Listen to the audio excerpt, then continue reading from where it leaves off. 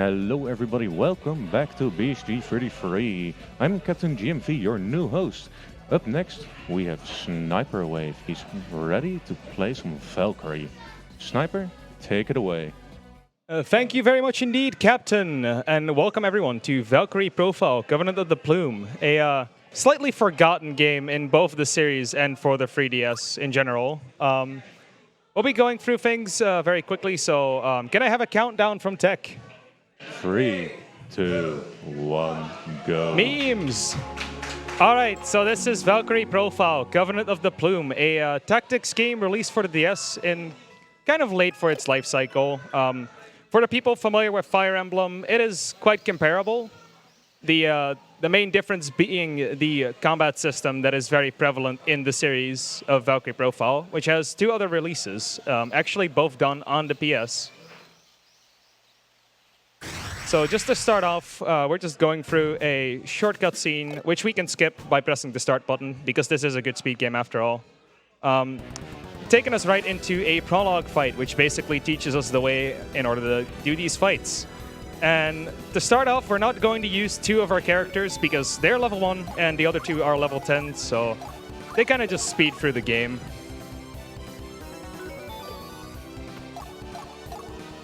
So this is basically... the way combat works in this game is every character has a button assigned to them and a certain amount of attacks dependent on their class and or weapon.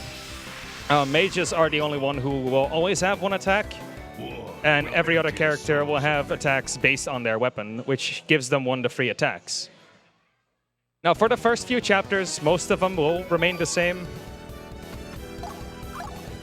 And later on, you'll see me change some orders around, make some funny combos, and just do a bunch of good stuff. So this is kind of the first bit of RNG in the game. This wolf can randomly cost me 30 seconds. There's nothing I can do about it. And he didn't, so first 30 seconds saved. Let's go.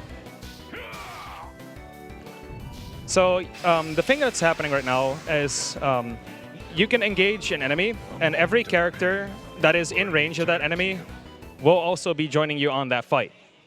Meaning you can use multiple characters to fight one another. Now, enemies that are in range, when you engage on another enemy, will not show up, but it will work vice versa. So if, say, those two enemies would be in range of the same character, they both would be in that fight too.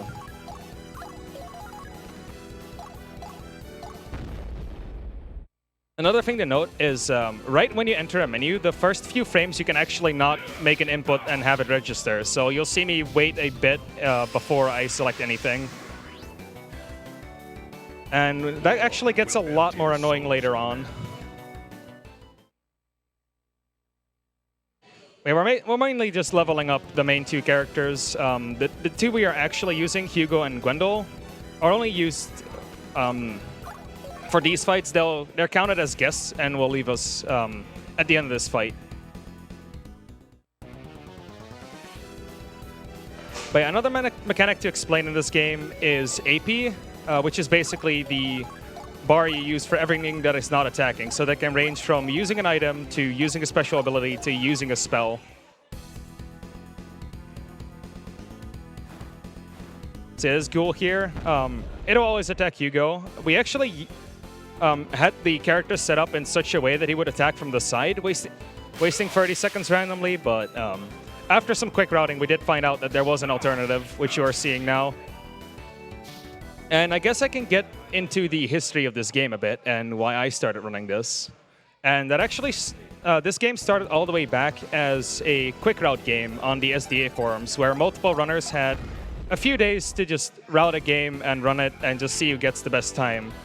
Now, from there, Claude got a 2:16, I believe, where sadly in the Twitch VOD apocalypse it did die.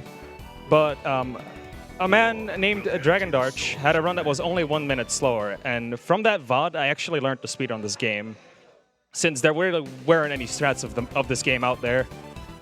And when that happened, I had a person in my chat who actually told me that your route's kind of bad, but I know a way to do it better. And I kind of just called them out on it, and from there we just started routing this game.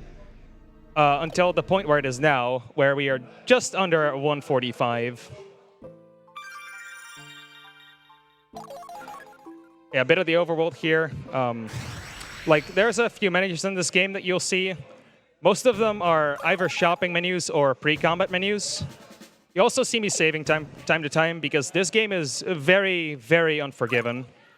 Where it gets bad to a point that a single input yesterday on a no reset cost me just over 8 minutes. Just to put things into perspective. So in order for that to not happen again, I actually do have my notes with me just to be safe. And this is also the first instance where we do have two characters next to an enemy, and since they are both in range, they can fight the character at the same time. Now, a thing we're using is we're trying to get a specific attack to hit the enemy last. So every attack has a certain duration from where the attack connects and the enemy starts despawning, which I'll refer to as despawn timers for the rest of this run. A few of the attacks we'll use later on, you'll notice that it takes a while.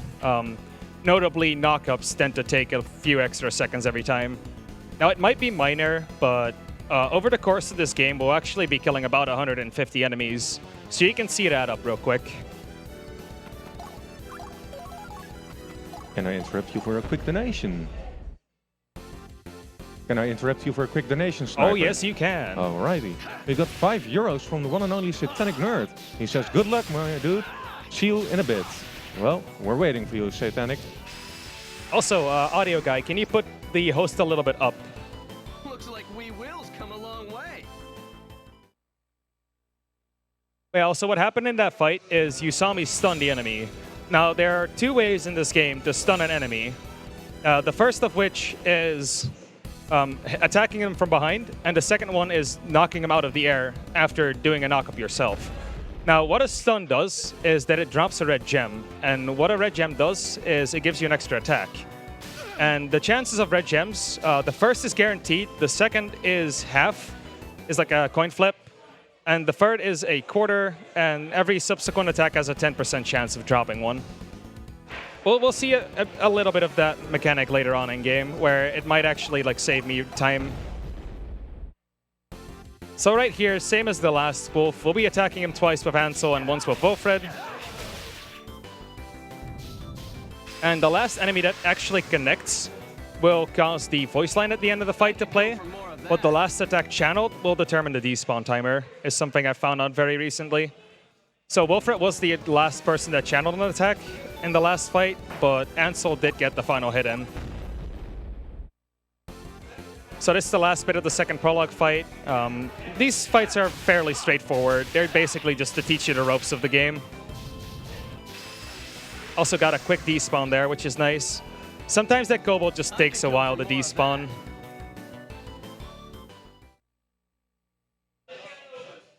And yeah, that's the end of the second fight.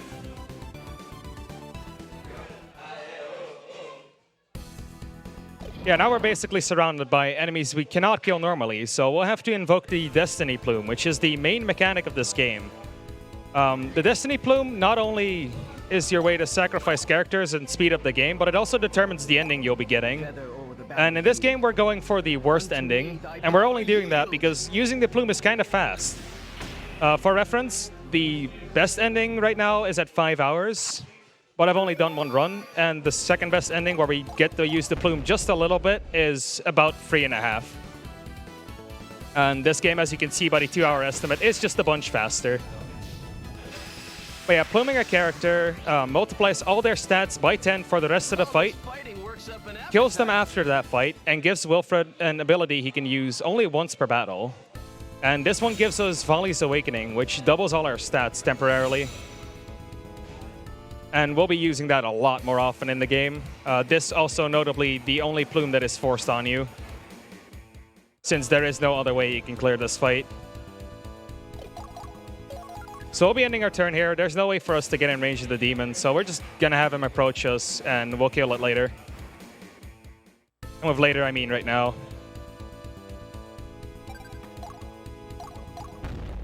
Yeah, this is also a nice case of me oversampling a bit.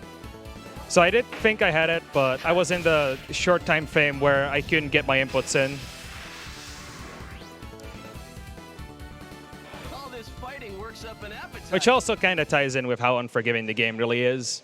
So both having that delay before being able to do anything and missing inputs costing you 8 minutes, you can kind of see how iffy it could be to run this game at times.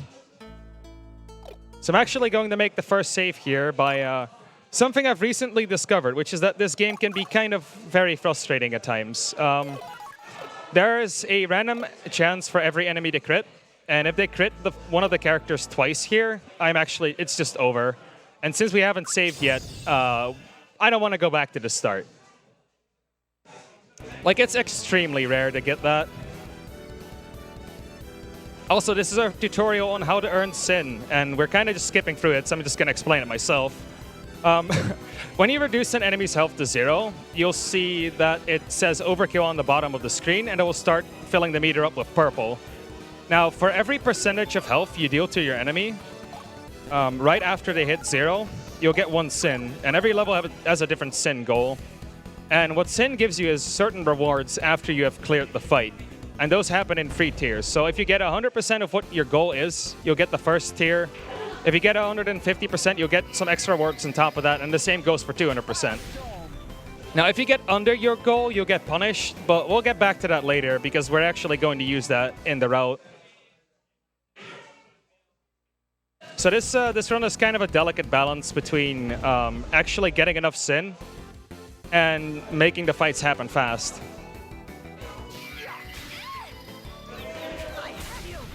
And this is kind of also the reason why I made the save, because we already had 1 crit happen, and you can see she is like very close to death. So I was originally planning to go into the story of the game, but I decided against it because if you haven't played this game yet, please just do it just to enjoy the story. This game's story is absolutely fantastic between every ending. But the main gist of it is that Wilfred's father has died in battle, was taken by the Valkyrie to join her in the afterlife, basically. And now Wilfred's kind of like a mad teenager because he thinks that the Valkyrie killed his dad. So he's kind of on a quest for vengeance. Now in this ending, we'll actually be fighting the Valkyrie. In the other 2 endings, the final boss is kind of a big spoiler material, so I won't go into that. I do apologize for teasing, though. But yeah, this is also a marathon safety strat, one of the few we actually use. So normally we would be killing the mage with Sharifa there, but as you can see there, the soldier has a small chance of stunning you, and if he stuns you, the run is just straight up kind of dead. So we decided against it, and since the mage has a knock-up, it'll automatically cancel your stun, meaning that this route is now 100% safe. It only wastes 10 seconds, but even for beginning runners, I would recommend doing this. Also, you see me get the Viking sword here. That thing isn't necessarily mandatory to get in this fight, since we can get it at the shop later, but it is ever so slightly faster to get here.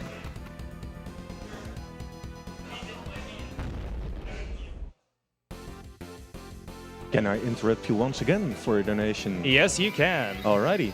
We got a 88 euros anonymous donation, which completely met the 1001 Spikes Beat Stage 2 for blindfolded category incentive. So I want to thank you for that. We have some more incentives coming up for Rayman, and that's I know it's a pretty hard level. It's the first level, but the complete first level blindfolded by Vextera and Cronky. So I mean, if you want to see more blindfolded or not see because you're blindfolded, I don't know how it works. But if you want to see it, just donate for it. Just 54 euros more to go.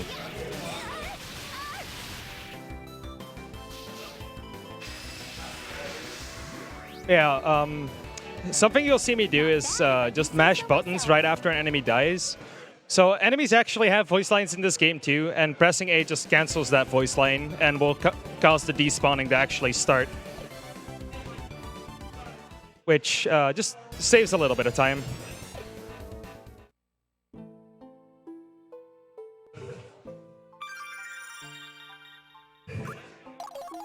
So yeah, since we didn't get the Viking sword, we don't really have to shop here. Would we not get it, we could just buy it from the shop by mashing A.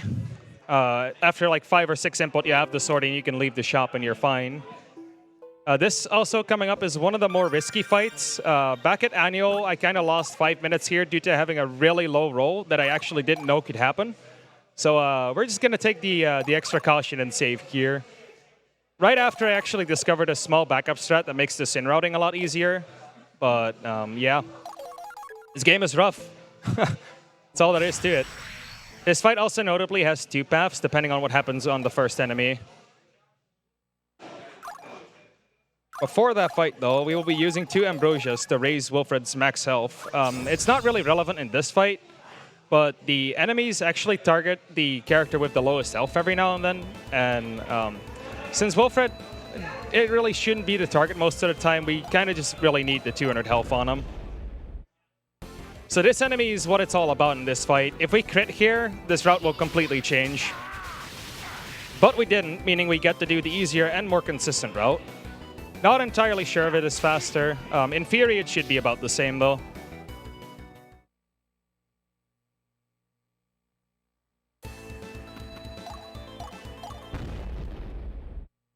Also to note, I'll actually be attacking with Sharifa here first, and that is due to getting Sin requires the enemy health to be at exactly 0. So even if it had 1 health and you deal 100, it would just go to 0 instead of -99, for example. And Sharifa's attack is a lot weaker, meaning we can get a little bit more Sin out of this guy.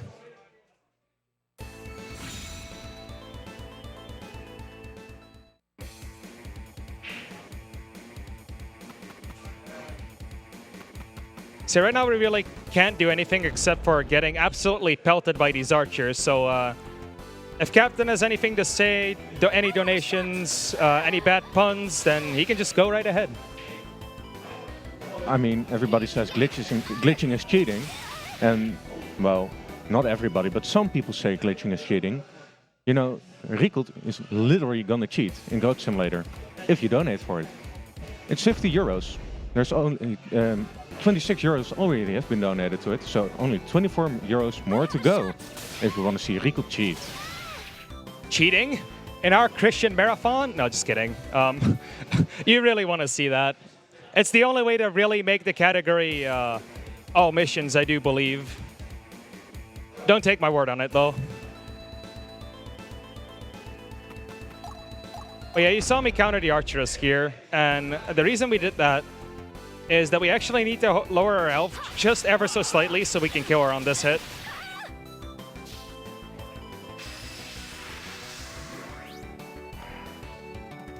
What did you expect?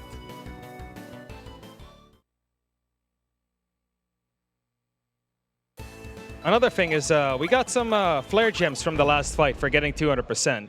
Now what gems are basically one-time use fixed damage spells.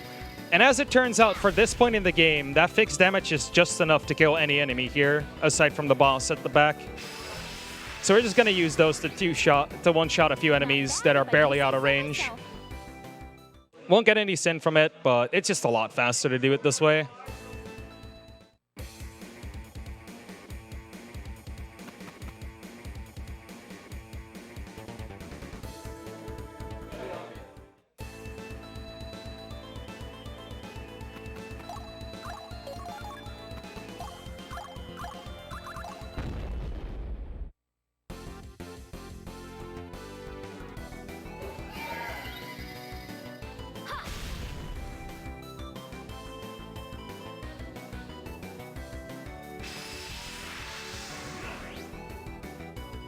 Also, can we pour one out for the amazing OST in this game? To note, this game's OST is a complete overhaul of the second game, Silmeria, which was released on the PS2.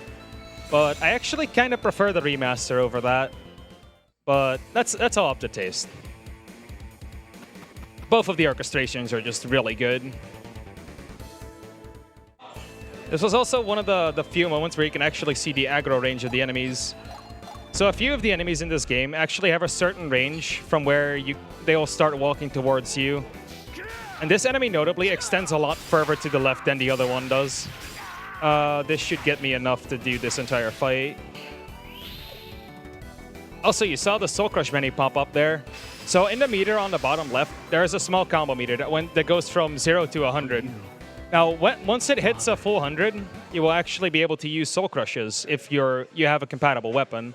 Now, what those are basically one-time use, very powerful attacks. I say one-time use, but it's really once per fight. And they're kind of busted, really.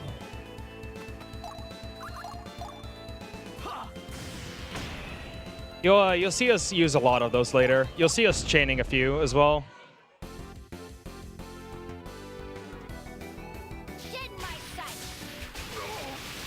Okay, so we do get an extra tier of rewards, which is going to mess up my menuing ever so slightly.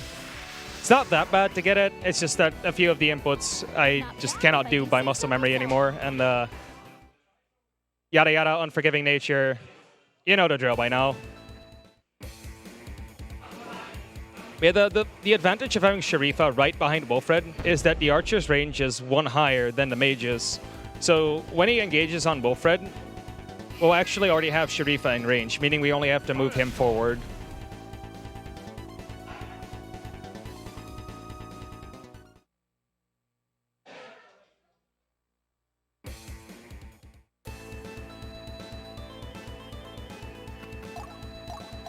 Yeah, the early game really isn't that active in terms of gameplay.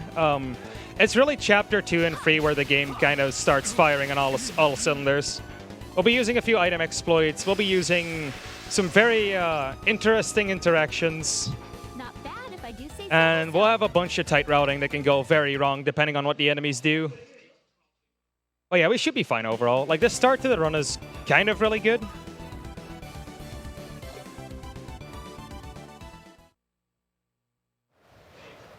Yeah, as we kill Loxwell, which turned out to be the leader of the assassins that was chasing Sharifa at the very start of Chapter 1. Turns out to be our father in true Darth Vader style. But yeah, they both kind of betrayed the assassin band, and they're basically one of criminals now. So they're just going to join us because they really have nowhere else to go. And that is how we are going to get our party together. That's kind of the last bit of story exposition I'm going to give you, because everything from here is going to be a split path. And the overarching plot is different per chapter. So there's about, I want to say 4 or 5 overarching chapters, if you want to include the last one. So we're actually going to choose Hroof Walk, or whatever you're pronouncing that combination of letters. We're also going to save again. I don't know what it is. The more time I play this game and the more I do no resets, the more my runs randomly die to things I've never seen before. It's a really weird thing. Yeah, a lot of it just comes down to improvisation, and a bit of it just comes down to not being a dum-dum and doing your inputs right.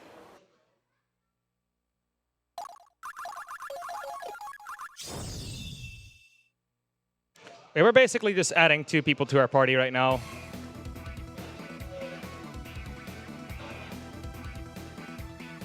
And what we're going to do is actually lure 2 enemies to Wilfred, because not only does Vali's Awakening double our stats, it also makes sure that it provokes all the enemies in the vicinity. And by giving him a Might Potion that we got from the last fight's reward, on top of that, we actually do get to kill them within the retaliation directly.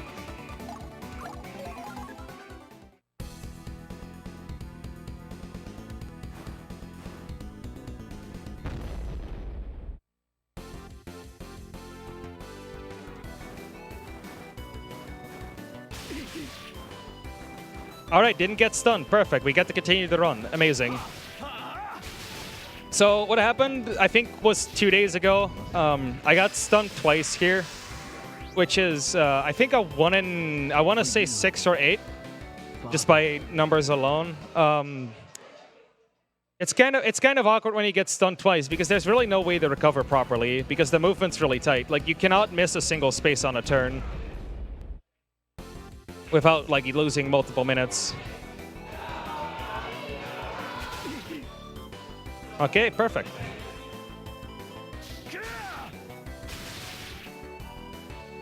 Yeah, we're actually going to try to not get 200 Sin on this fight, because we kind of want to get punished. So what getting under the Sin Gold does is that it spawns a Realm Stalker on the next fight. And Realm Stalkers are kind of interesting enemies. They'll be replacing one of the regular enemies you'd see, but their stats are kind of really stupid high. So there's no real way for us to kill it properly. Now, something that's really good about the Realmstalker in the next fight is that it replaces a mage. And what that means is that we can actually sneak past due to abusing its AI a little. Because it'll think like a mage, move backwards to the range of a mage, and it will be out of range for my character. So there won't be any engagements on us, and we'll be able to just sneak right past them and kill the leader from there.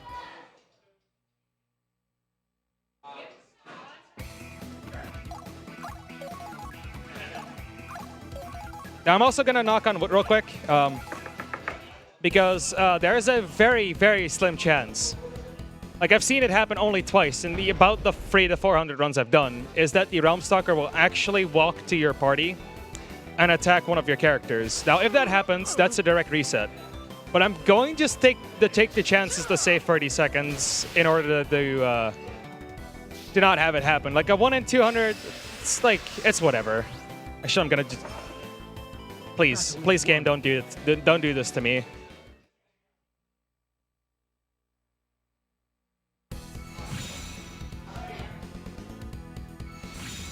But yeah, next turn we're going to manipulate the AI a bit. So I was talking about aggro lines earlier. Now, 2 spaces from where we are standing right now is where the line starts for this bat.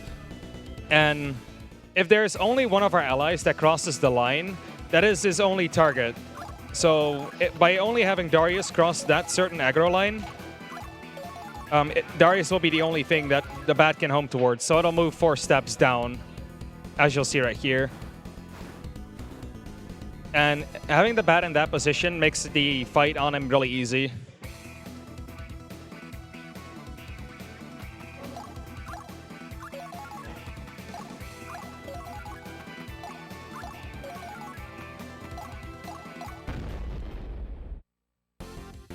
See, I was talking about the second method of stunning, which was knocking things out of the air. Now, this is where Darius kind of comes in. Darius has a one-man combo knockdown, making him one of the more busted characters in the game. And half of the reason why we go through this path. So this path is technically about as fast as the other one, but the benefits we get from Gwendolyn and Darius are just too valuable to skip. It's kind of a shame. I really do appreciate the other characters as well. And since this is a manual choice instead of having an X amount of characters Plume, it's kind of a shame we don't get to see the other characters in the other endings.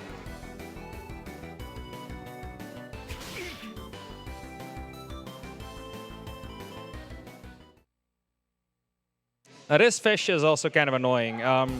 There is no way to manipulate its AI, so you cannot... If you are in range, he will go for you and he will actually attack you. There's no way to bait him outside of the range. He is kind of fishy like that. This guy. He really just went there. Wow. I'm not disappointed, but I'm also not mad. I got baited, man. I got baited. Yikes. You just lured me right into it. The end of that. I feel trapped, dude. It's like I'm caught in a net.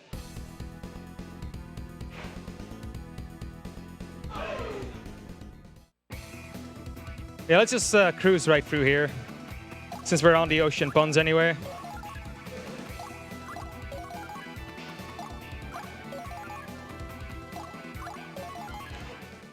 You know what's kind of funny? Like, researchers actually thought that the Mariana Trench was the lowest point on Earth. Turns out it's Captain's humor. Welcome to BSG, where Captain's humor is at all-time low. You're always welcome to visit. We're in Alphen on the Rhine. Please come. Sniper needs help. I'm stuck with this guy, man. How am I supposed to cope?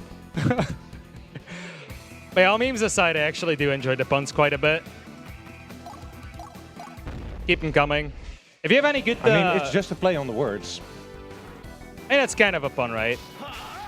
Also, if people want to donate with their favorite pun, yo, go for it. Hit me up with your worst puns, chat.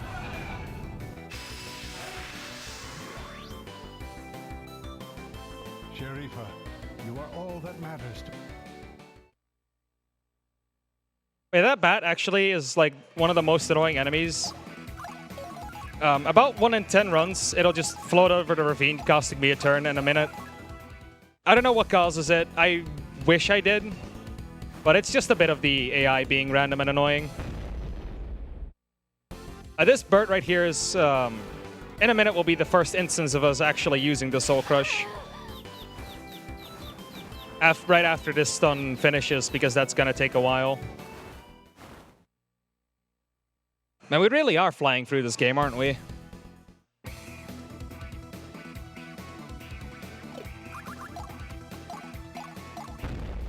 Yeah, the Soul Crush is also kind of the reason why we wanted the Viking Sword. So in the fight with Loxwell, right before this one, if we got a crit, there's actually an enemy where the only reason, or the only way to get enough Sin, really, is to use the Soul Crush on one of the enemies. So that's the main reason why we want it. Like, the extra attack is fine, but we don't necessarily need it. And we got very much under 200 Sin, so we should be fine here. Got like 80. It's also technically faster to get the lowest amount of Sin, just to get through menus earlier. So if you get more than 200 Sin, she'll actually have an extra pop-up with all the items you receive, and you can go from there. But since there's no items to give, she's just going to say that the gods are kind of disappointed in us because we're being a bad covenant.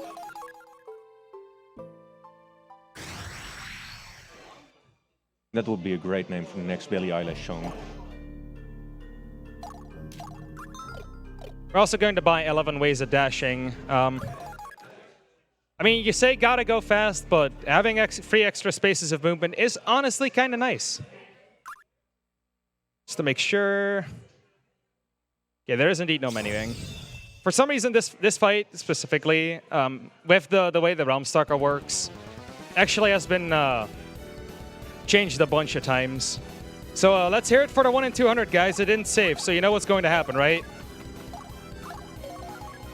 What are the odds? What are the odds? Well, let's find out. Survey says...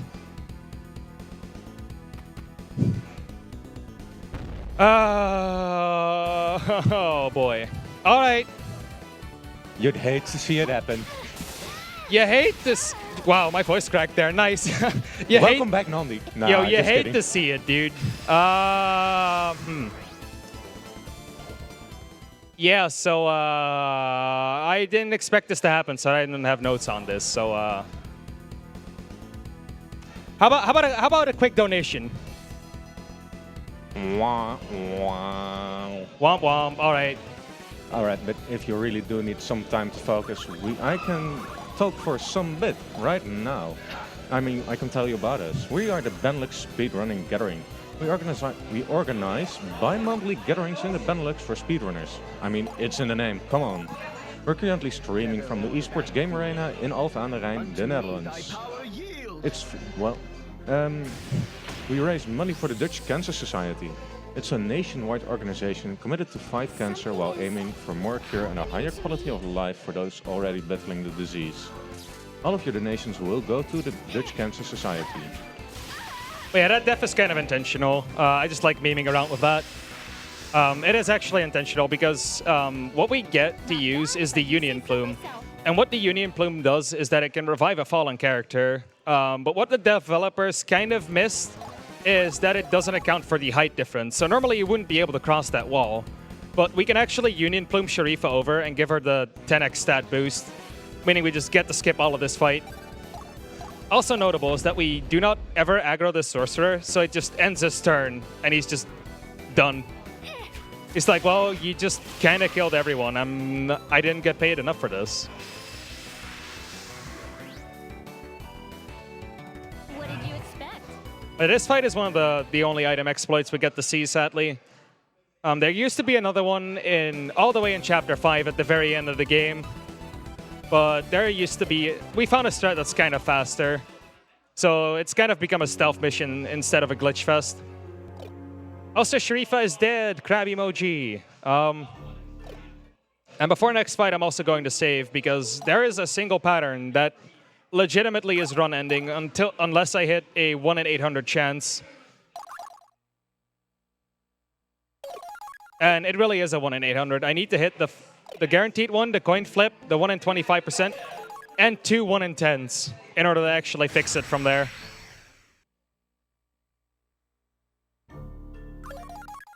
There's also a bunch of menuing involved before that, but it's not that bad. It's one of the easier menus in the game. I say as I'm going to mess this up, knowing myself. Wait, this is Natalia. This is the boss of this area.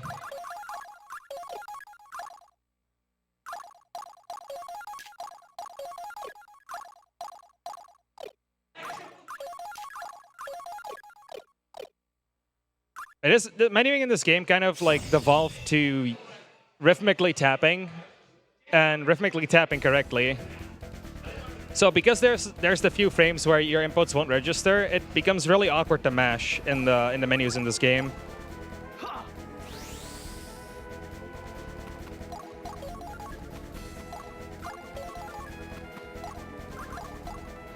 I never miss. Also, this is kind of a really weird voice line. If you have any idea how you can miss a dash, please let me know. I have not a single clue. You can stumble.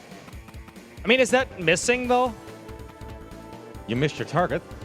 That's fair. We'll take it. Also, we did get the good pattern, so we're good in that regard. So we always survive here. The worst thing that the Brigand can do is use Sap Power, which takes away 20% of the attack stat of one of our characters. Now, this is only a problem when he hits Wilfred, because Wilfred has the stat doubler, and when it is slightly reduced, we actually don't have enough damage to kill the boss in one go.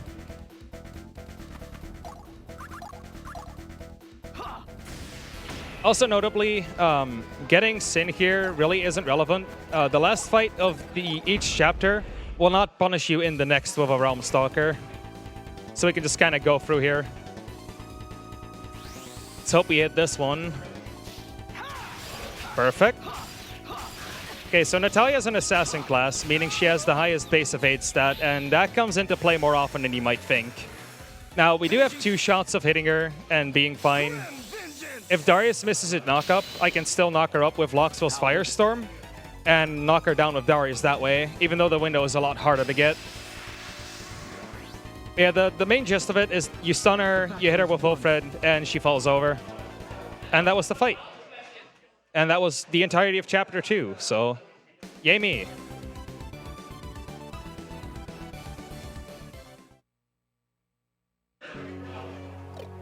But yeah, Natalia's kind of dead. And Gwen and Darius, again, have no place to go because they've technically defied their orders by not killing any of the main rebels, so they're also going to join us.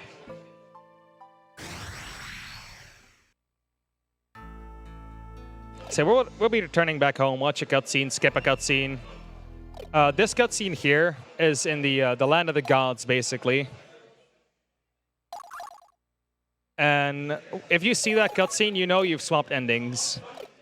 So by using a Plume, we actually moved down to B ending, or on the B path. If you would have used the Union Plume twice, you would have actually gone on the C path and gotten different characters. But as it turns out, the B path is ever so slightly faster than the C path, and the characters you get on the B path are also slightly better. So that's what we do. That's what we do here.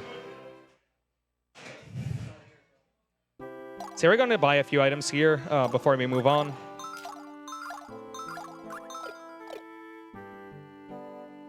So what we bought is a better staff and a bunch of spells to teach our mage. And we're going to be killing some bugs, because the lands are also overrun by demons.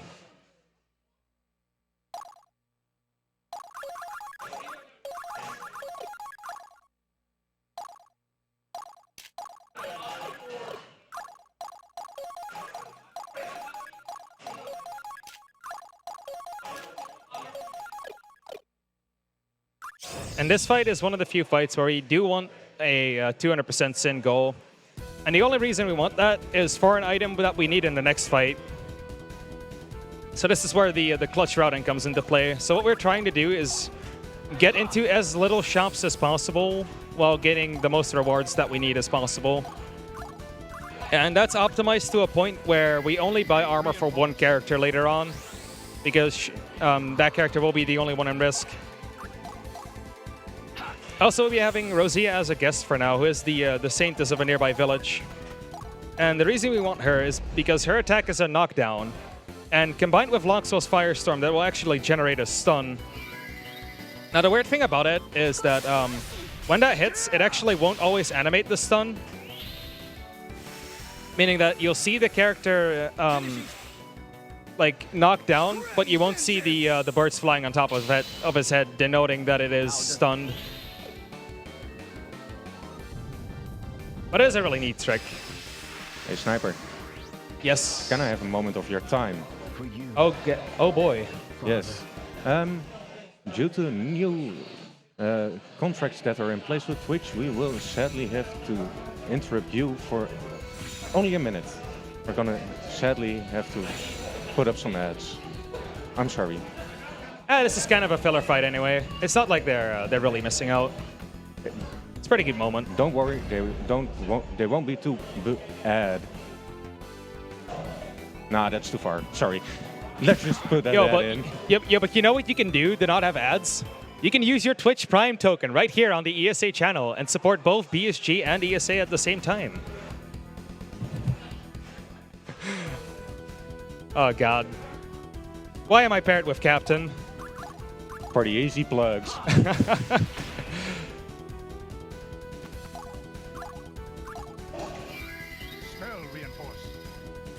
But also a funny thing about fights in general in this game. Something we've discovered over time is the less we use Darius, the faster the route gets. There's two kind of downsides to that. One of them is that Darius' hit stat won't level up as much because he's missing out on XP. The other downside... Oh my goodness. Why did it take so long to despawn? I didn't even know. But the second part that it does is that it kind of lowers the consistency by a lot. And this fight is kind of exemplary for that, because the only reason we use Darius is to have him in that specific location to draw aggro from the second beetle. I really kind of feel bad for Darius because it is like a really good character in terms of its abilities. It's just... Oh, he's kind of weak. And using less characters is just faster. Like, everything on this run is on a really fickle balance right now. Also, I really should be paying more attention to Sin, but I do believe I did get 100 on the last two, so I should be more than fine. Yeah, we got 24 here, so I will be doing extra attack. The next beetle is technically a range, but I'm just going to do the extra attack. We get it for free anyway. It's not that much of a time loss. It's pretty all right. Like, a lot of this game is learning when and how to improvise too, so... Like, you can't always have the same patterns happen every time. Like, the AI have a certain bit of randomness. Your rolls are random. Crits are random. Thanks for that one, game. And by combining all those factors, it's actually a really interesting run to do. For people that are also interested in running this game, there are notes out there for every single ending in the game. We do have a Discord that is linked on the speedrun.com page of this game too, so if you feel like learning this game, joining or anything, like, feel free to just have a talk about it. Everyone is more than willing to help. Do need to save here too.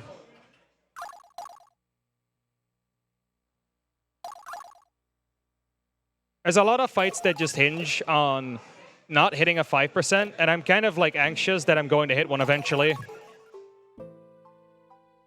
This fight also notably has one of the most forgettable things ever. Because we will be pluming another character, but we need to might reinforce it, and that character takes its turn before the other one.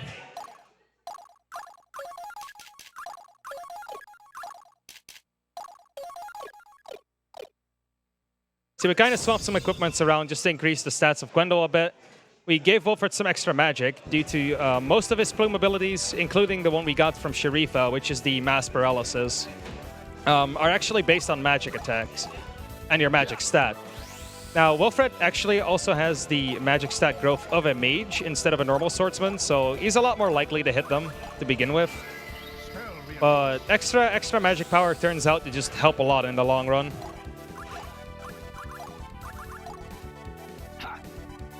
So we're just going to mass paralyze everything that is not the boss, because that one is immune to Gleipnir's bonds to begin with. And now we hope the armor is paralyzed, which it is. Perfect. See, at least a lot is the one we only need to take down. We don't really care about the rest. Also, this is the very forgettable thing. You don't want to walk forward with Gwendol right away. You do actually need the Might Reinforce. Now, if you dash forward, it isn't that much of a problem because you can send Loxel right after him. But it's just not okay. It's such an annoying time loss. Also, the audio tends to kind of mess up here, which is really nice. You'll hear it. Feather o'er the battlefield. Unto me thy power yield.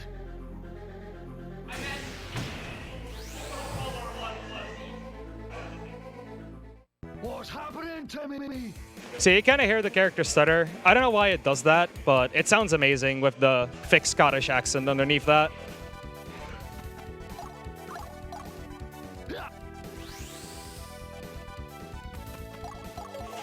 Also, a really big advantage of everything being paralyzed that it really doesn't take any time to just run past them.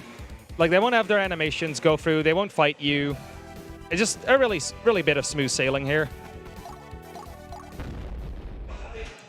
So yeah, boss fight right here. Kind of a joke because we do get the Plume, which is kind of a get-out-of-jail-free card of sorts. It really just is impossible to die with a character Plume. The stat increase is incredibly stupid.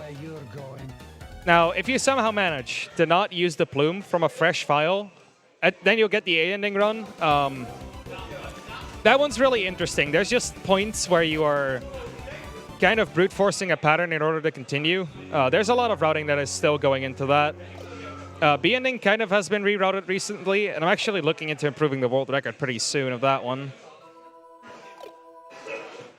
Also, what happened in that quick exchange between Rosia and Lisa Lana there is both coughing probably, but Rosia tried to save Lisa Lana there, and Lisa Lana didn't want to have any of it, so she kind of just killed Rosia and joined us in our conquest. Now, Plume and Gwendol gave us the ability Veyer's Warcry, and yeah, that's kind of busted. So what that does is it gives every single one of our attacks the sudden death status, and what that does is reducing the enemy's health to 0 from where it currently is, and it's really fast. And this fight is probably the perfect showcase of it, because we will be one-shotting every single enemy that is here. Which is also why we pick Roof Path. Like, not only is Darius a really good combo initiator, but we get Gwendol for sudden death. And the combination of those two things is an incredible time save, to say the least.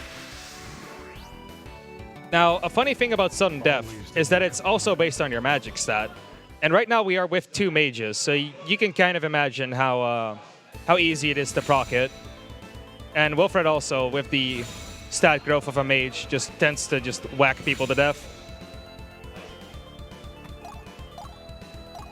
Also, moving 1 tile up here. Not moving 1 tile up, for some reason, causes the Swordswoman to attack you from the side with a chance of stunning you. Moving up 1 tile doesn't, for some reason. I really don't understand why. Like, she's more than capable of attacking you from the side, it just doesn't do it. Was it good for you? Also, many shoutouts to this character's voice actor. It is really well done how it's half sarcastic.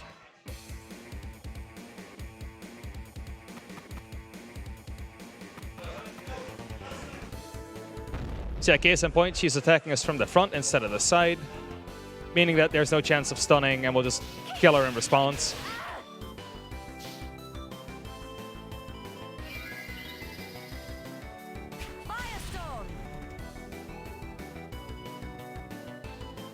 So also something I haven't noted yet is just how clean the sprite work in this game is. Like, the animations are really fluent, as you can see in both the victory and attack animations.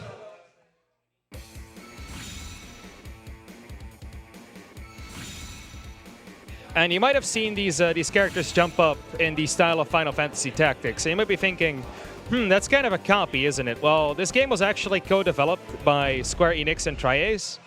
Square Enix also notably responsible for Final Fantasy Tactics. So you can kind of guess where it comes from. Are we dead? We are not dead. Amazing. I have never, ever in my life seen that guy crit. Very interesting.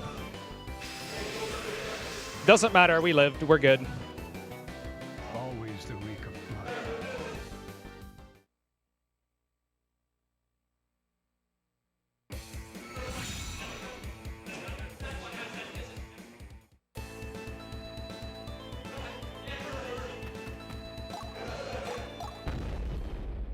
This is kind of a range. We are not guaranteed to kill this enemy with full thread, but getting that actually saves us 5 seconds on the animation, which we did. Channeling spells takes a bit of time. Hitting an enemy really doesn't. The battle is won.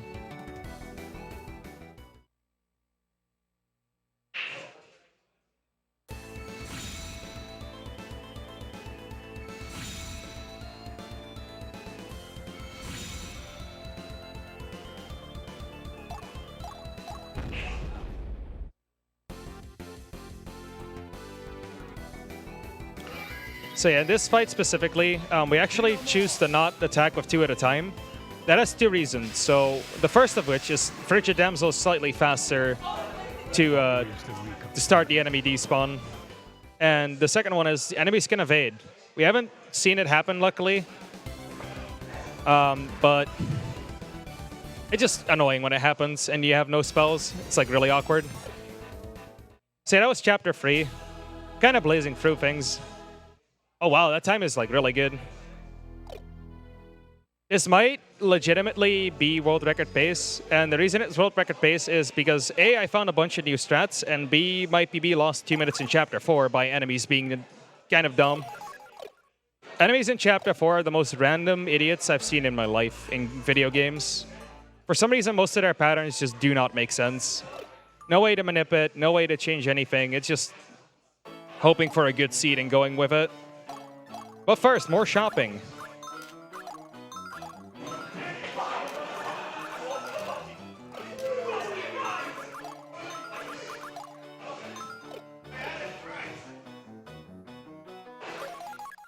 Actually going to go through 2 cutscenes before saving again. I actually do want the shopping menu behind me.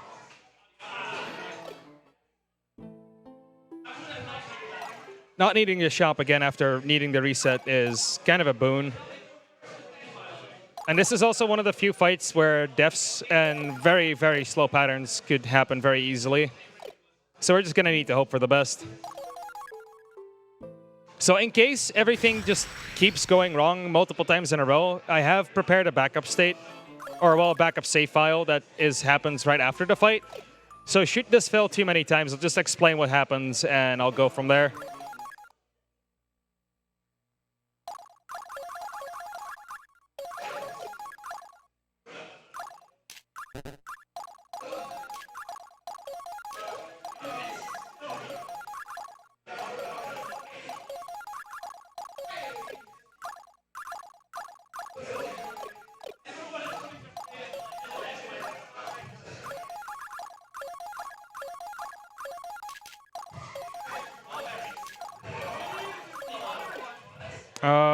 Just make sure that's everything. Yes, okay.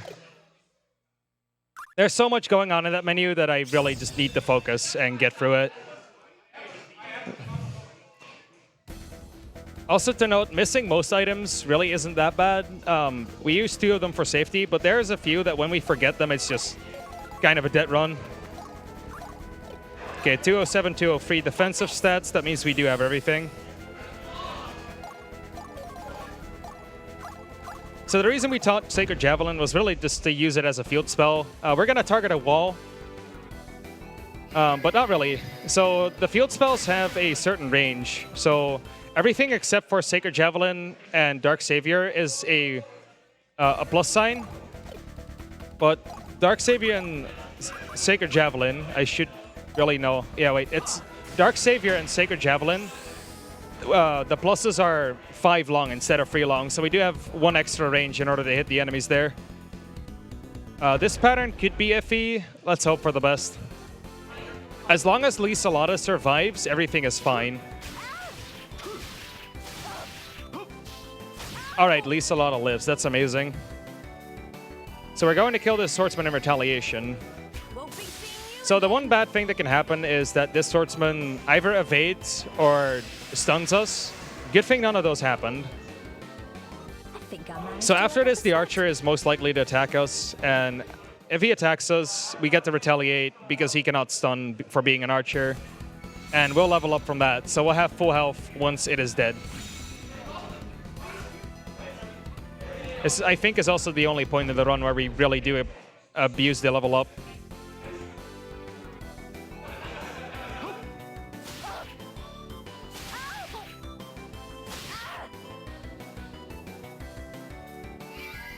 Also, this is one of the fights where you do not care about the sin reward.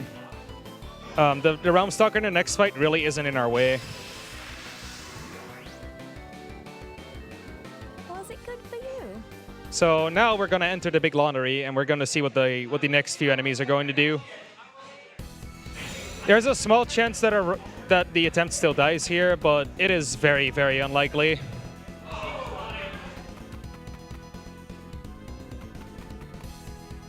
All right, we got the normal pattern so far. Pretty good.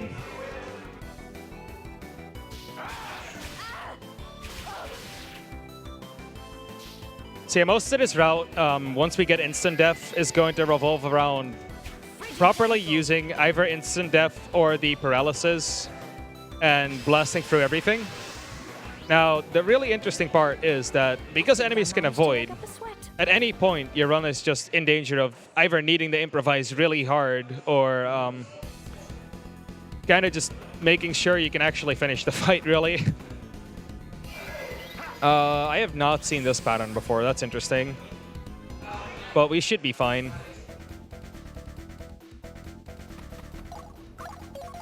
Yeah, the setup of this fight actually changed a lot over time. So this fight right now, optimally, is a 4-turn. So before I started rerouting this game, this fight actually used to last about 20 minutes on its own, where it took, I think, 8 or 9 turns. Like, it's really crazy how much this fight in particular has changed. I think it's gone through 7 or 8 iterations over time, done by both me, Huang, and Dragon Darch. Huang's sadly the only non-runner of the game. He is a really prominent router, though. He knows a lot about this game and the inner workings, and is also the cause of half of this route.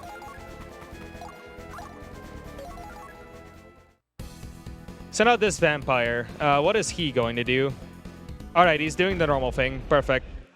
So this vampire now uses Dark Savior, and what that does is that it has a chance of silence. Now, silence disables all spells and abilities, so that's why we bought the free silence check earlier. So if any of our mages are stunned, they become kind of useless. And if Wilfred gets stunned, he just loses all of his utility. That's a weird pattern, but I think I'm good.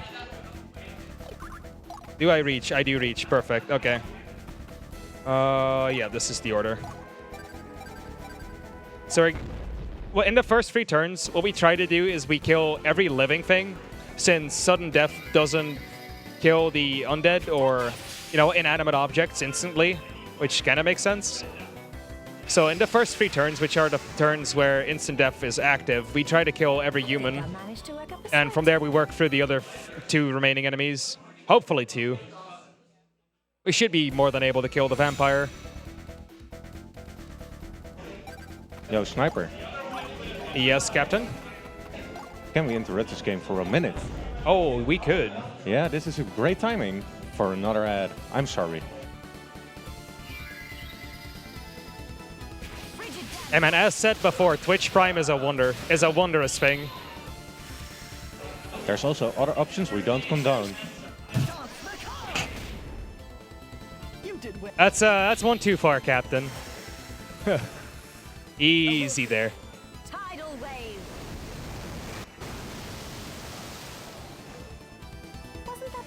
So yeah, normally the swordsman there would be in range of Loxwell to kill, meaning that we might reinforce Reinhilde, which basically boosts her attack by 50%. It saves a very little amount of time on this fight, but it's not necessary. stakes an extra Soul Crush.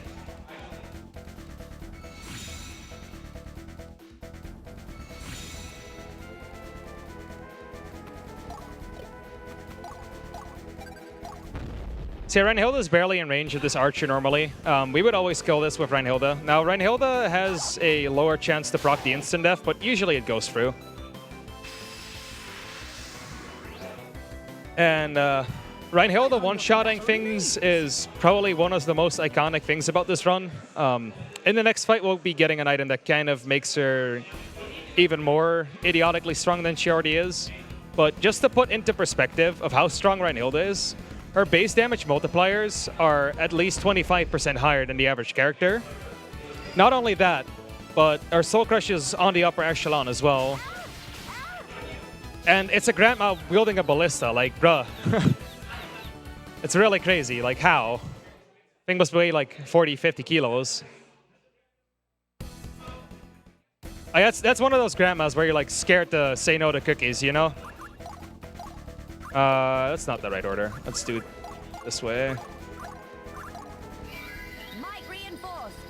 And this is also something like where the quick decision making comes in. You actually need to make sure that we engage them in the right order.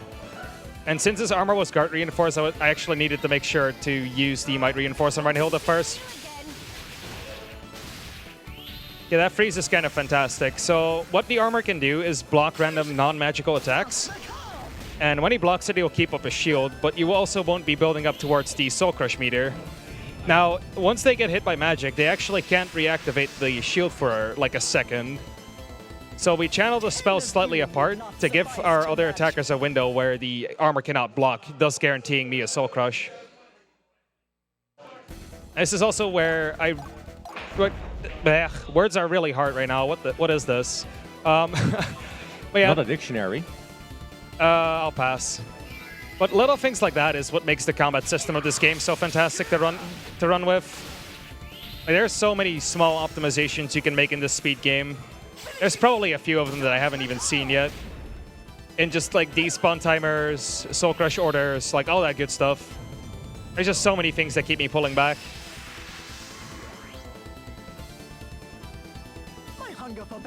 Like if it weren't for this combat system, I don't even think I would have pushed this below 2 hours. We're doing really good on time. Big fan.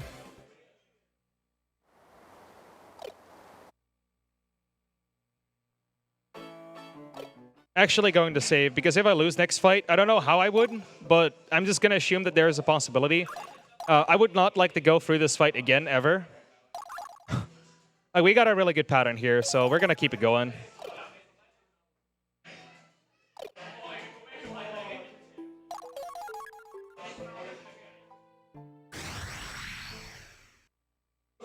Yeah, he was ready for some jams. Coming up next in this fight is the best tune in the game, in my opinion. It's not by a long shot, but it really just is the best. This seems right, but yeah, okay, this is right. This is why I have notes. Like, it's really easy to forget one bit of deployment, and if you have them in the wrong order, it's almost impossible to do it properly.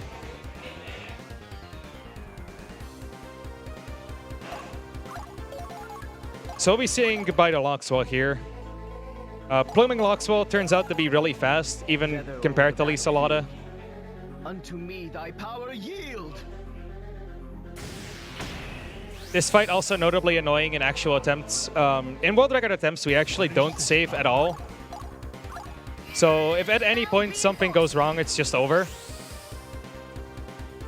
And what that kind of has some implication on both the randomness of the enemies and just execution in general.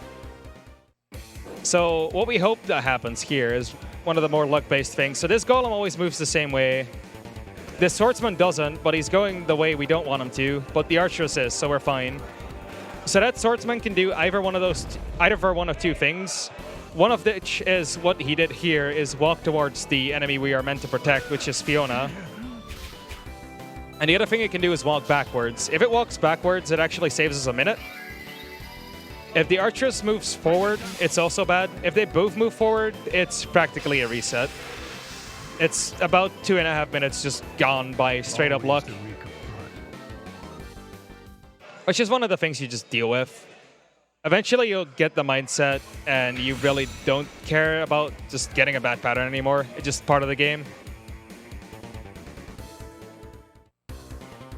Okay, the reason we want them set up in this specific manner is, you'll see it in a bit.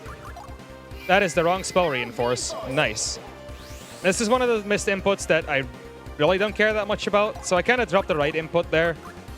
And not all enemies might end up being paralyzed here, but shouldn't be that big of a problem. Wolfert's magic stat is really high as is.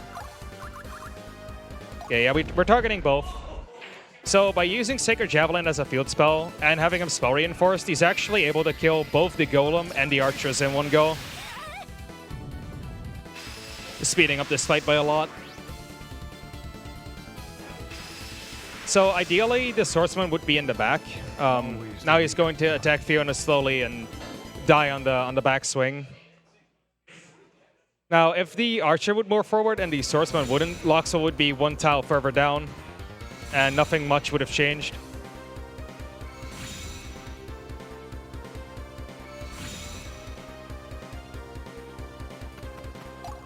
But yeah, he also... Oh boy. My DS is almost empty. This could be interesting. Charger strats. Knew it was a good idea to have one. Okay, we're good. We're good. It's all fine. Yeah, from here it's just basically a race to the end. Also very notable that Darius should de-stalk here. So by stalking Darius, he's actually invisible to all the enemies, meaning that they just ignore him.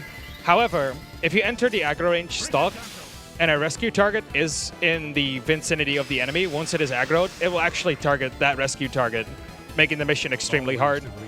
So it's very, very mandatory to de-stalk Darius on this fight.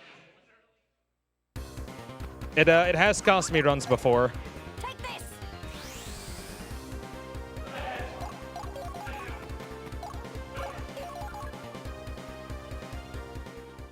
But this Realm Stalker right here is what causes the issue every now and then. Now, because we are plumed, we don't really care about it that much, since it's not the strongest compared to our guy with 6,600 magic.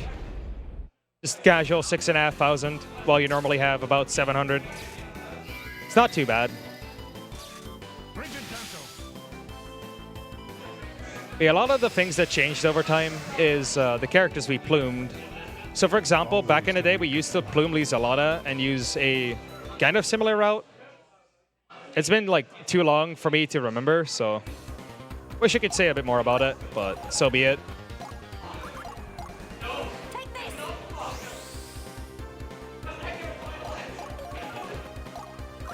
Yeah, the main reason why we plume different characters is two reasons. Now, on the final fight, those characters will show up and be in a different position depending on who you plume. The second reason, more importantly, is that Lisalada has a higher base level than Loxwell does, because we are basically under level for most of the game.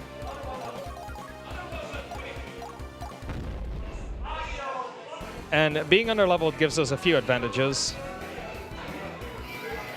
Well, being under level gives us a few disadvantages, mainly the slight variation in damage output. I don't think it matters anywhere, but it might. But the most important thing is the hit chance that goes up the more levels you have. So it's just more consistent in general.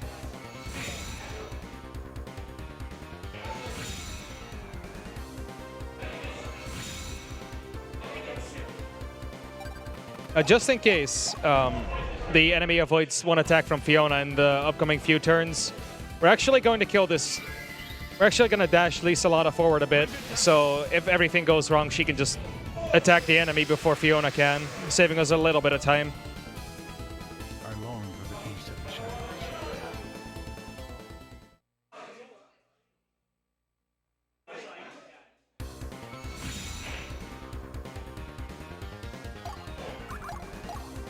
Take this.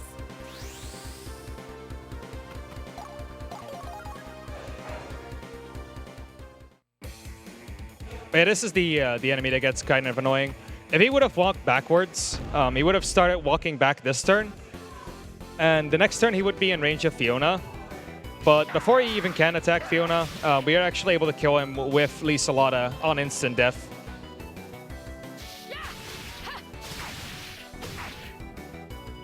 Also, shoutouts to these animations. Fiona's animations in general are just really fluent. Like, I know I'm really happy with the art style of this game in general, but that one is just chef's kiss, you know? Take this.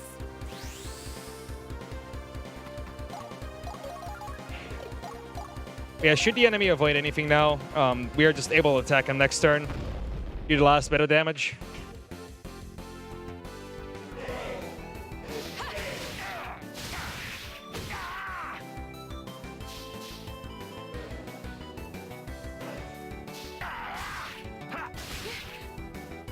So, there's not really much going on except some fighting between AI. So, if Captain has anything to say, then this is the moment. This is no. I do not have received any donations, sadly, because well, the next game is coming up in less than an hour, and you can choose if you want the character for it. Contra Rebirth character choice is gonna be, well, Nude Plisken is in the lead with €5, but that's it, only €5. It's easy, it's almost free to grab, only €6, and you can make the character either Bill Reiser or BR-W9. I mean, what are those names? I'm gonna have to ask Linka soon. Well, that's it for now, I guess. That's fine. Yeah, you saw me move forward there, and this is exactly why. But not much. This enemy has a pretty decent chance to evade Fiona's because she doesn't really have the best of hit chance.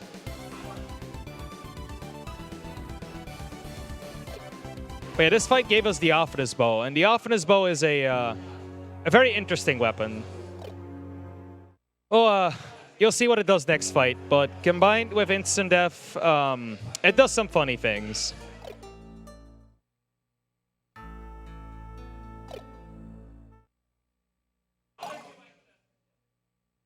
Yeah, while things are transpiring, a complete war started out. The few princes in the continent are just waging war against each other, going to slaughter each other out. And we're going to join one of the princes' side by the characters we met in the last bit, or the last chapter, really. 2 Mithril Tiara and 1 Dark Savior. It's many notably hard to remember, even though there's really not much going on.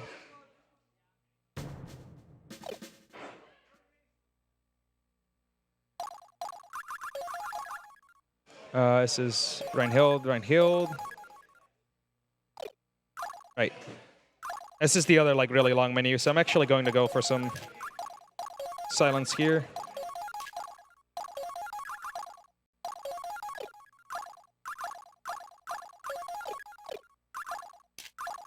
Wait, this is the wrong one. This is the Shackle of Sin.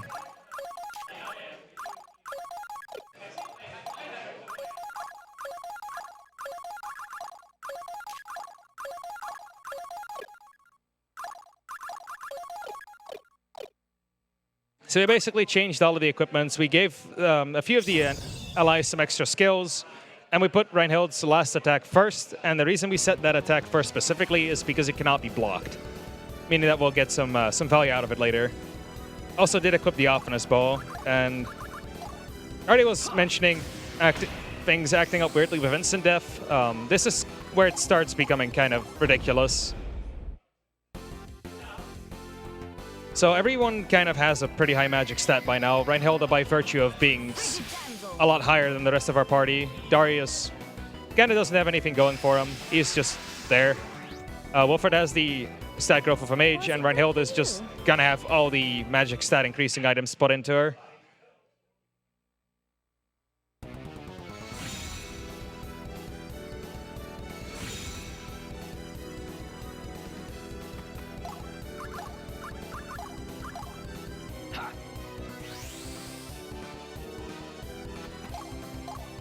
So I'm hoping this hits on the first go, but It's not a guarantee, but it's pretty close.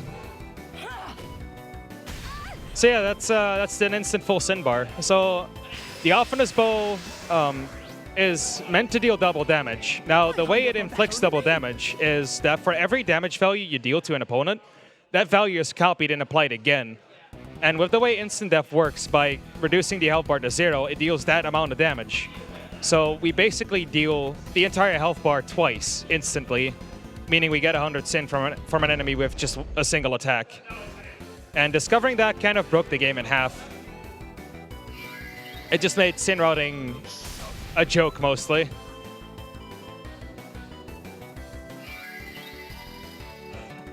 Frigid damsel.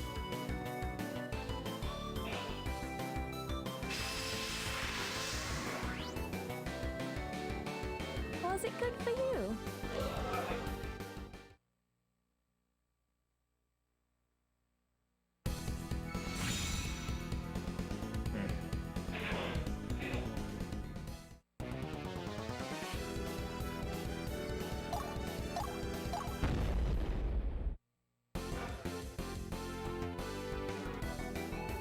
So this last fight, these last few fights, a lot of them just come down to applying instant death correctly, as you've seen before. And the sin routing actually became even more interesting once we found the Optimus Bow thing.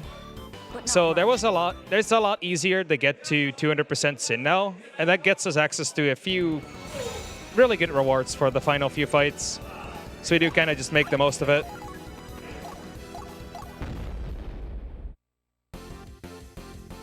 Most of the items we get, we actually use for the Valkyrie fight specifically at the very end of the game. A case in point for not getting the range here. You're more than likely to get it, and if anything, you miss and you still have the second attack to do things.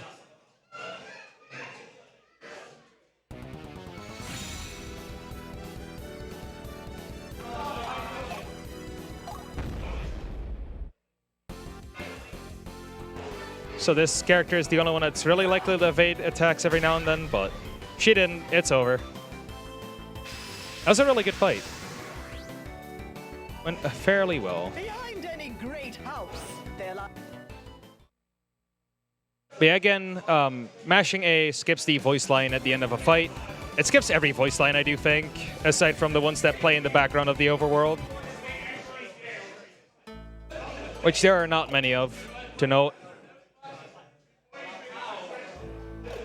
Yeah, we've basically been drafted for the army. Killing the enemies there was just a test if we were good enough. And now we're traveling with the prince. And we're going to a place that's overrun by demons that's nearby the castle, just so we can, you know, do our crusade without having our castle destroyed. There actually isn't any menuing here anymore. Right, I changed that. Nice. But this is the fight where last attempt I did in a no reset run. I hit the wrong ability, didn't use instant death, but I used the mass paralysis ability, and oh boy, that wasted me 8 minutes. So yeah, this game is rough. Spell reinforced. It's also why I'm saving as much. Like, if a single input can cost me 8 minutes, then the safety is just way worth it. And this is why we set the first attack as the unblockable. These lizards can actually block all your shots. It's unlikely, but if it happens, it's really frustrating.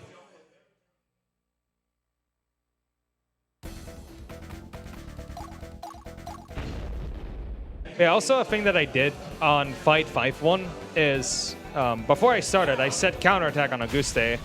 Now, when Auguste gets counterattacked and you get the button press, it will say stand and fight. Now, when you hear that, I would like everyone in chat to put stand and fight in all caps exactly once in the chat for every time they hear it. I'm also kind of sorry to the mods, but, you know, you gotta give Twitch chat something. That's why we're here.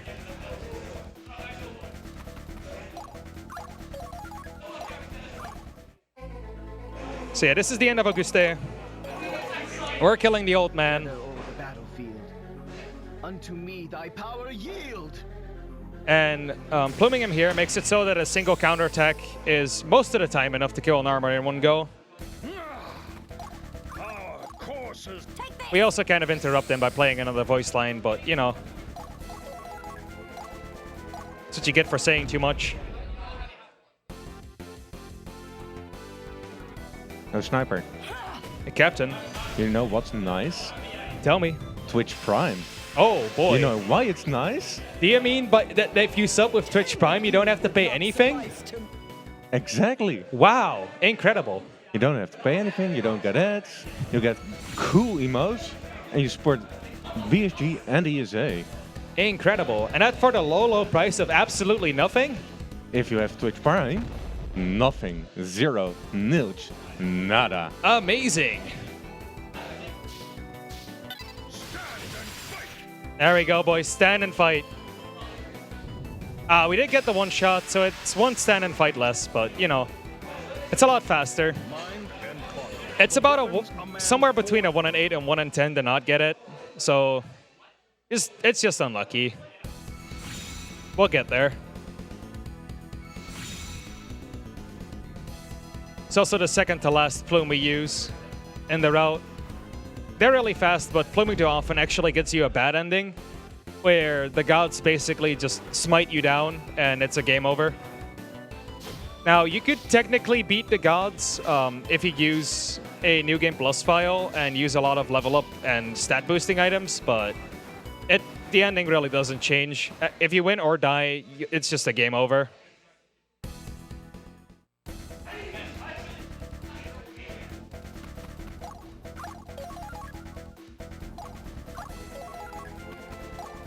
Now this bird right here, this Seleno, is the single stupidest time waste in the entire game. So, if this bird, by some miraculous reason, evaded, I would have actually had to walk around with Auguste, waste myself 2.5 turns, and lose 2.5 minutes, just because RNG said, you're not running this game today. It's really rough. Good thing it didn't happen. So, second armor coming up, so get your stand and fights ready.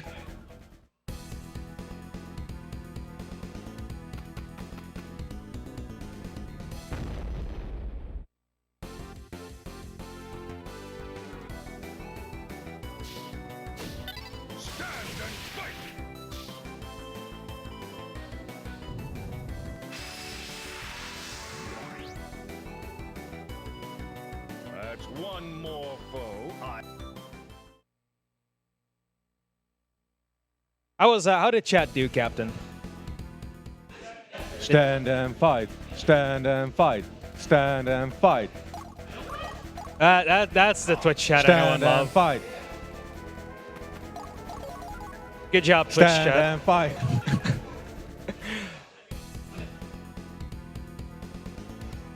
Can we just go back Stand to the? and fight. Can we just go back to the Twitch Stand Prime and thing? fight. Twitch Prime was a lot more enjoyable to Stand meme and about. You know what? Stand and fight.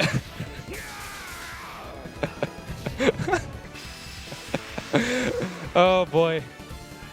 To be fair, I'd like more sit and run. I mean, you might. But yeah, that demon there actually has a small chance to drop Raptor Claws, which are an Auguste exclusive item. We didn't get it, but we actually do kind of kill off Auguste at this fight, so getting Raptor Claws is kind of insult to injury. It's not a bad item. So this is the, coming up next is the second worst fight in the game, right after 4-1. It has actually been rerouted multiple times, but every time we rerouted the game, it turned out that the old route was the backup. So we're basically just stacking backups on top of each other as we go. It's gone to like 4 layers of backups.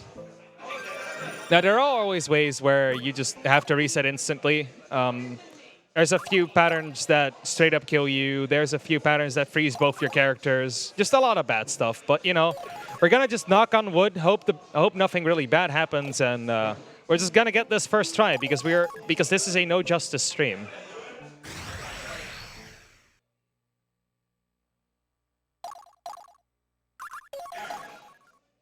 That is not the right input.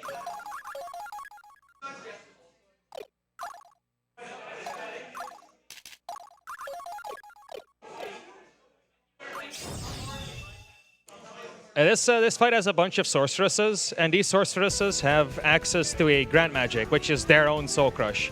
Now, if that happens, there is no way for us to survive it, so we're just gonna hope for the best and, you know, not die like a champion.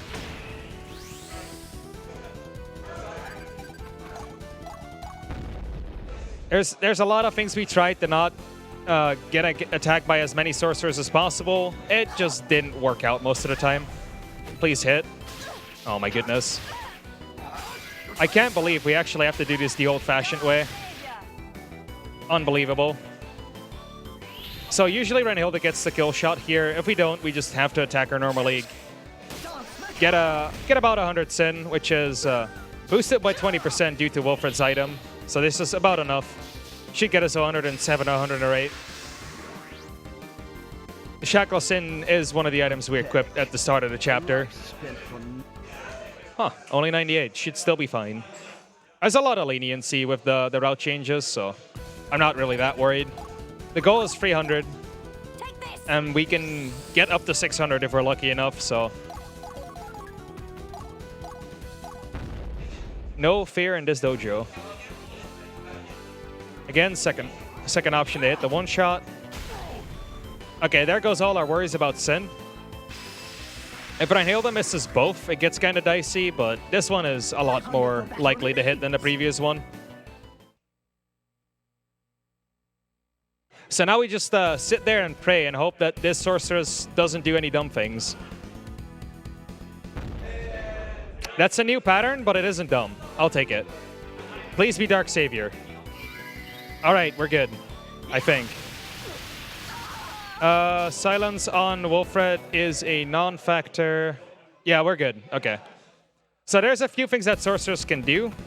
One of which is the Dark Savior, as we've seen. That's only bad when Reinhilda gets hit. The other bad thing is that multiple characters get frozen by a Frigid Damsel. And the third bad thing, which is very, very rare, is that she steps down from her current position, which puts her in range of Lysalata. And that puts Lysalata in danger on a Grand Magic. So we're kind of just praying for a good pattern here. And we're going to have to do that for the next few turns.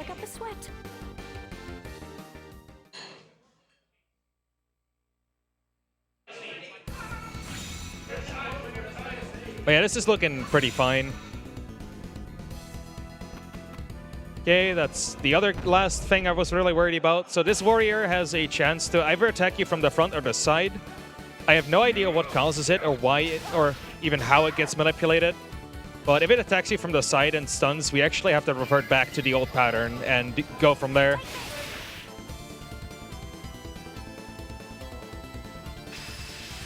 As it turns out, we're lucky. So we should be able to show the pattern that I found out this, I think it was this Monday or this Tuesday.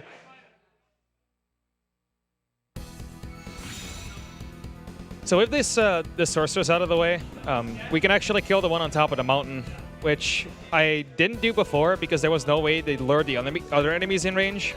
As it turns out, it's not that hard to do if you move Darius forward. So we can now not fear the Grand Magic from the sorceress anymore and just be fine regardless. Just whatever. Should be enough sin.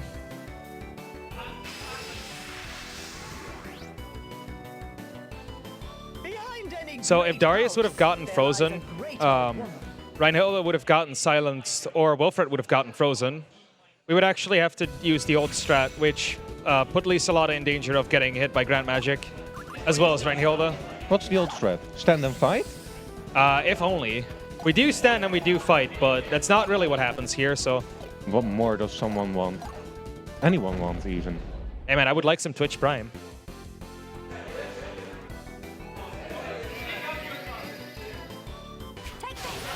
You heard it here first, chat. We want Twitch Prime. Give us all your Twitch Prime subs.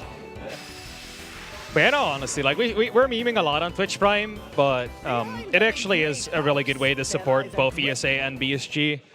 It basically makes it so that we can keep the events going as much as we do.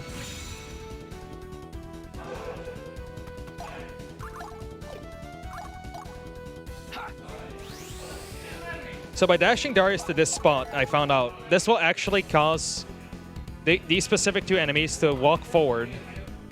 And this is the best pattern because he's not attacking us, meaning we don't get a full combat animation. We just go through a spell animation instead, which is a lot faster. See if I luck out on the shot on the swordswoman. I didn't get it on the first, so let's hope we hit it this time. It's not really relevant, but it saves a little bit of time. Ah, man. Unlucky. Yeah, again, it's not really that relevant. We can get Lisa-Lot in range instead and just kill them both with magic. It's very slightly slower. So, but when this happens, it's still slightly faster than the original strat by a few seconds. So optimally, when this strat functions as intended, it saves about 30 to 35 seconds. Which is, considering how tight this game is, quite a lot. And I think that might maybe be the last discovery I make in this game. I don't know, there's always room for improvement. It's a speedrun after all.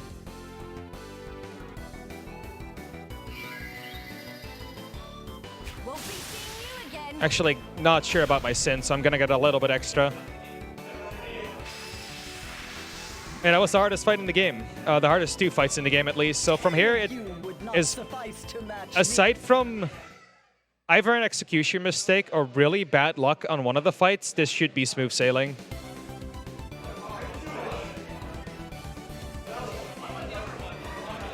Yeah, the only reason we want 300 sin is to not get a Realm Stalker on the next fight. Can I interrupt you once more, Sniper? Yes, you can. All right, we've got a €50 donation from Eugenji. Thank you. And you know what? He wants us to explain this Twitch Prime thing again. He doesn't get it. Well, let me explain to you. You see, some people have Amazon Prime, and you can connect it with Twitch, which will give you Twitch Prime. Or if you're, you can directly sub to Twitch, and you pay for it. If you have it through Amazon, it's free! Nothing, zilch, nada. You press the button which says subscribe, then you press the button subscribe with Twitch Prime. And you got a sub on the channel. You get all them cool emotes to use. You don't get ads. I mean, come on, who doesn't like to not get ads? That's a double negative for you. Really is. But a double negative is positive. And exactly. So is Twitch Prime. Exactly. Oh my god. So there it is. Twitch Prime equals no ads. Spell reinforced.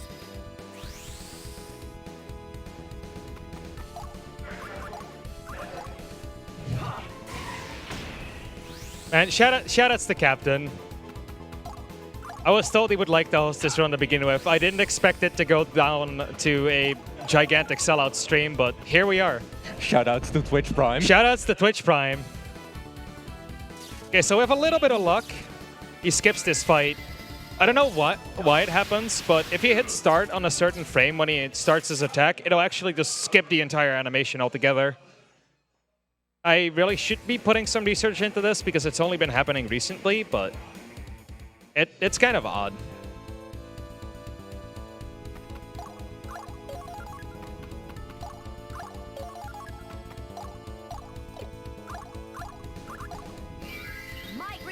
We basically have everything stunned aside from the leader, which is the only target we need to kill. So by moving Darius forward the extra mile by dashing twice, we actually do get the aggro on here and put him in a very specific position on the next turn. And that allows us to swap places with him by using the transposition we got earlier in the run. And by that, we can basically kill him in a single fight.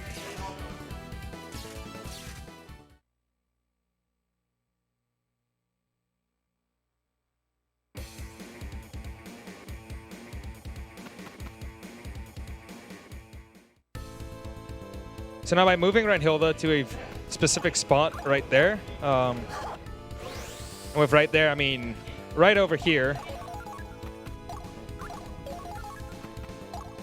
Wait, this is, yeah, okay, this is right. He will actually be targeting Reinhilde because that is the one enemy that can't retaliate his attacks. So he'll move to a spot for which we can transpose, and then we'll just surround him and kill him. And Langray was nice. So Langray, which is the prince that we're protecting, can sometimes just kill this enemy and waste a bunch of time on death animations, but good thing he didn't. Good on you, Langray. Thanks for not wasting my time.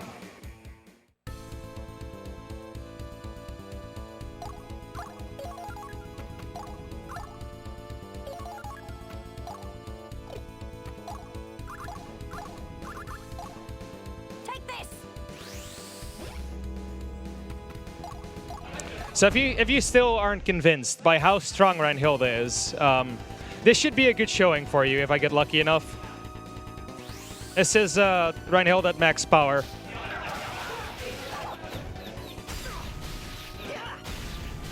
Didn't get all of the drops. If you get an extra drop on top of this, you actually get to kill him without using a Soul Crush. Just absolutely pelt him to death. This is why Grandma's wearing or wielding ballistas even is the most overpowered thing to ever be in a video game. It is absolutely insane how strong she is.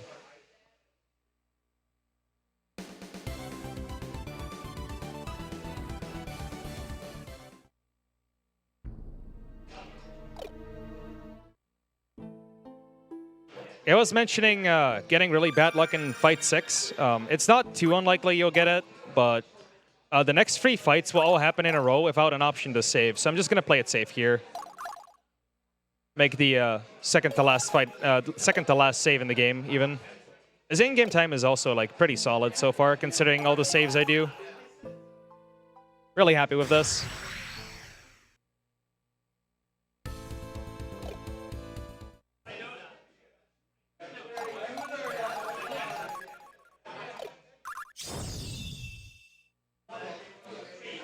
Wait, this fight also has one of the most forgettable things in the game. Now you might be thinking, well, instant death, that's kind of hard to forget. But since this has kind of become a stealth mission instead of an item exploit, you really just want to get to the enemy as fast as possible. And forgetting to do instant death is kind of awkward, since all we need to do is kill the leader. But if you're at the leader but don't have instant death active, it kind of makes you look like a fool, really.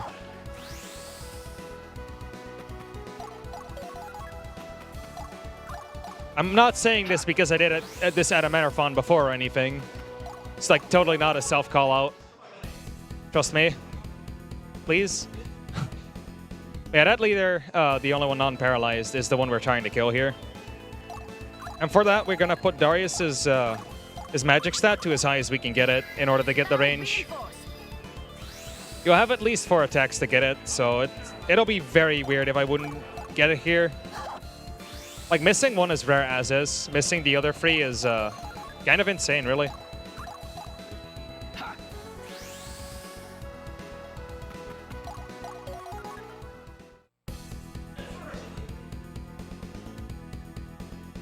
Yeah, due to us stalking, none of the enemies actually see us as well. So we just basically get to sneak by everything once it is deparalyzed. Is that a word? I'll make it a word for now. Just for convenience's sake. How about cured? Cured works.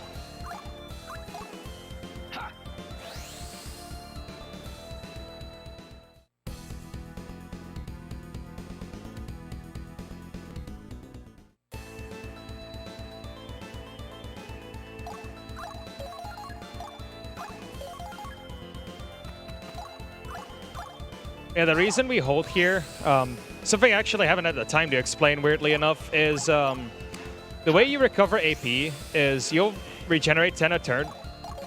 If you do not take a single action, you actually recover 20 per turn.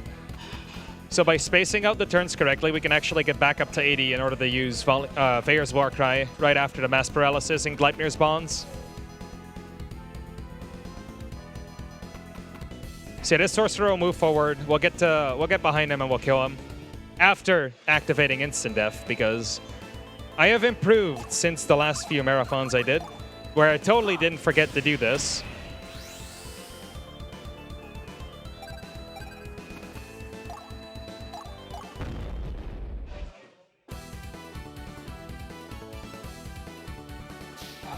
And he is dead. Stealth mission complete. But yeah, normally we forced Loxwell forward, and we kind of sacrificed him, and we would have plumed him over the wall where the Realm Stalker was walking earlier, and that was the way we got to the leader. It was a really neat strat found by the SDA boys.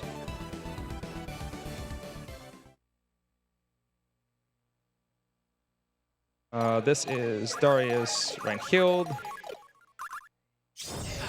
So he kind of just split the party into two in this fight, and that has to do with spawn points. So the other two are at the other side of the castle gardens, I guess.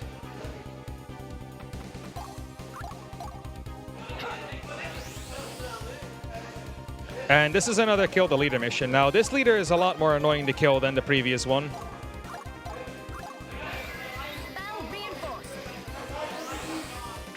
And the reason for that is that we don't have instant death, we don't have anything else to work with but our own powers. And if we don't get the Soul Crush here, it could become kind of awkward, but we should be fine overall.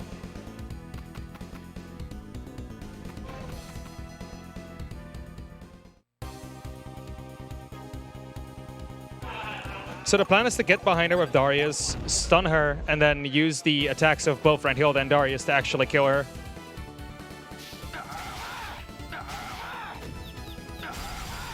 Okay, we should be good from here. Okay, we might get her in one go here. That would be really lucky.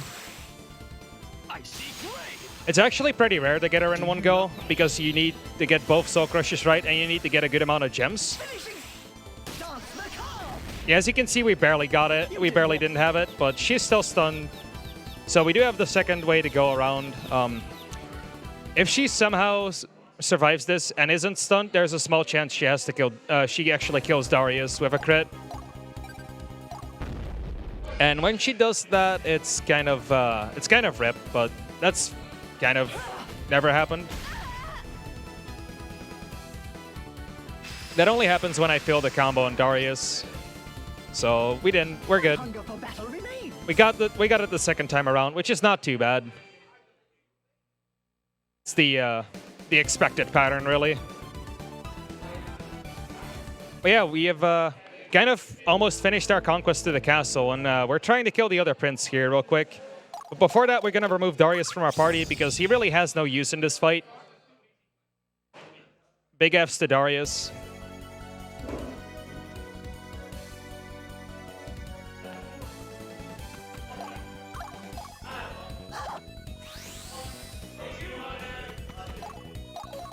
And I'm sorry for falling quiet. This intro of this song is really good. Yeah, the goal of this fight is to Plume Renhilda and one-shot the Prince, which is kind of guaranteed. Now, there's one bad thing that can happen here, which is if both Realm Stalkers are not paralyzed, which is not too uncommon, but it's just a very small time loss. Seems like both are paralyzed, though, so we do get a free pass.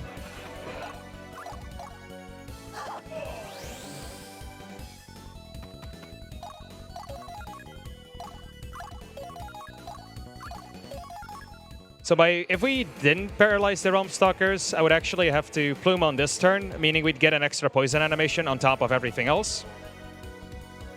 But since it didn't happen, we can just casually walk forward, Plume on this turn, only have one tick of poison, and kill Kristoff on the following turn.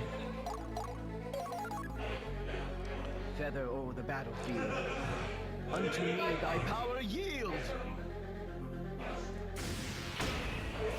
So yeah, a person in my Twitch chat once pointed out that his grandma kind of gets as powerful as she does when he rejects her cookies. So I'd like to think that Kristoff is just the one not buying her cookies. Like, come on, man, how do you say no to cookies? What is wrong with you?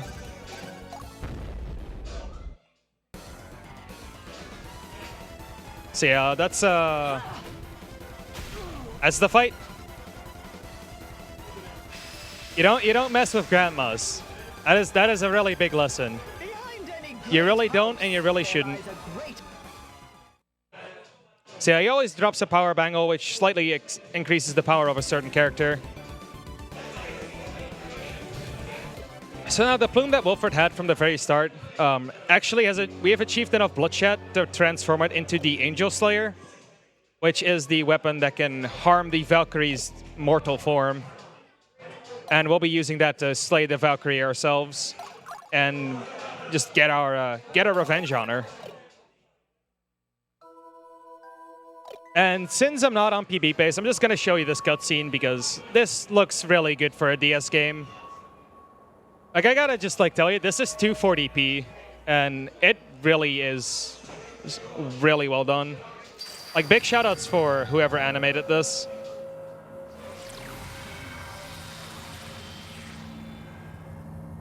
Like, I have enough time. I think I can lose the fight 3 or 4 times and still go underestimate. So this one is just really good in general.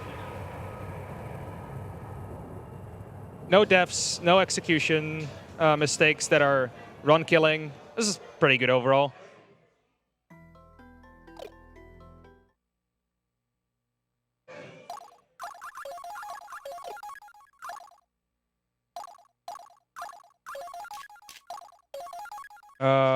Yes, that's the thing. I sometimes forget to equip the S-Stock on Darius, which, if we are super unlucky and low roll, almost every single attack cannot kill the Valkyrie. I missed it once, ran the calcs, and it is astronomically unlikely to happen without the S-Stock, mostly due to having the third attack. But this is the final boss of the game on this ending. What she's kind of trying to do is show us the sacrifices we've made to repent our sins. So every character that is fighting against us is an ally we have sacrificed throughout the run. Now, you can see Loxel being really close to the Valkyrie. That was a big problem in the old route, since he is in range to heal the Valkyrie if you mess up. Now, since we are really good, we are God gamers, we're not going to mess up. But back in the day, before we routed this game optimally, there was a chance that the Valkyrie survived, meaning your run was basically dead at the very end of the game, which is really not the best of propositions. So we kind of decided against it.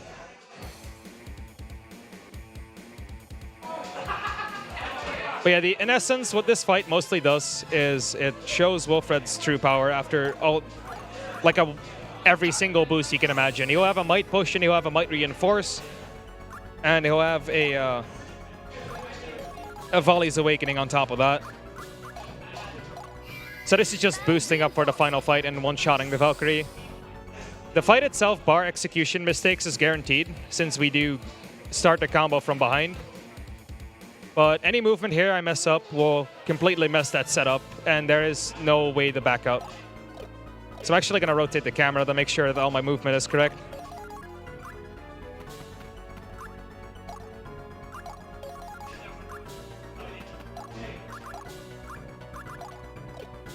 Right. Take this.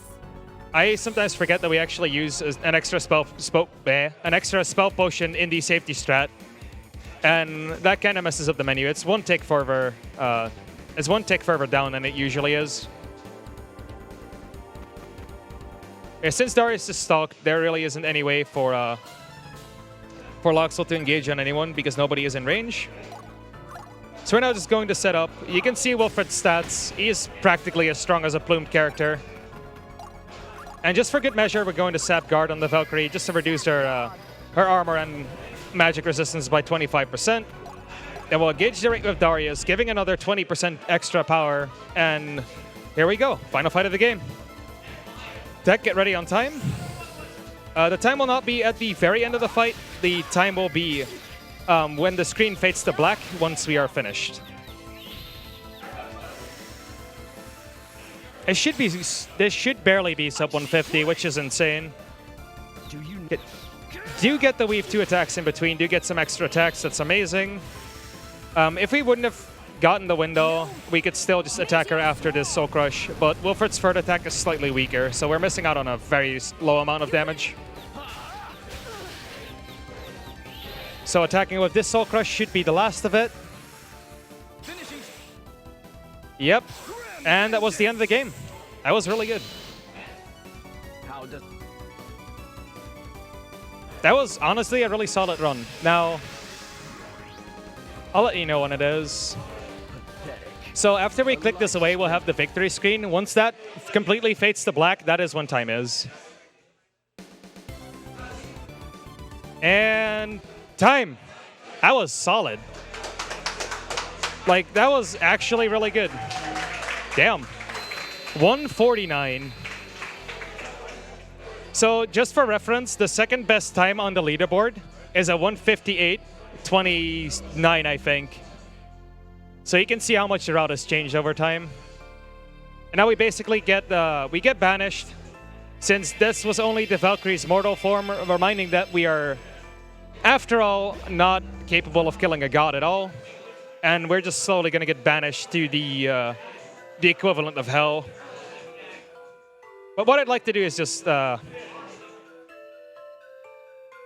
keep it on. There we go. I skipped the text box. But he said there's nothing left to suffer, which is kind of true for speedrunning. There is never a time that's good enough. But I think up next is Captain. I'm just gonna leave you hanging. Okay. What is up? Nah, Fine. just kidding, Twitch just Prime. kidding. Good. Anyway. Up next is Contra Rebirth by Linkenmeister. Thank you all for watching. I'm really happy to have done this run again and actually go well under estimate for once. If you are interested in either running this game or looking into routing, doing anything you'd like, there is the Discord for this game. It is linked on the speedrun.com page in the right underneath guides, I do think. So yeah, I'm waiting for a challenger. Let's just say that. Yeah, that's honestly it. Shoutouts to sellouts. Shoutouts to Thank sellouts you. and shoutouts to Twitch Prime. All right, that's been it. Thank you very much, Sniperwave. Thank you for the fun. Thank you for the puns. Thank you for Twitch and Glitch Prime. Up next, we have Contra Rebirth by Linkenmeister. But first, we're gonna go into a small intermission, and maybe you'll see some ads. Who knows? See you soon.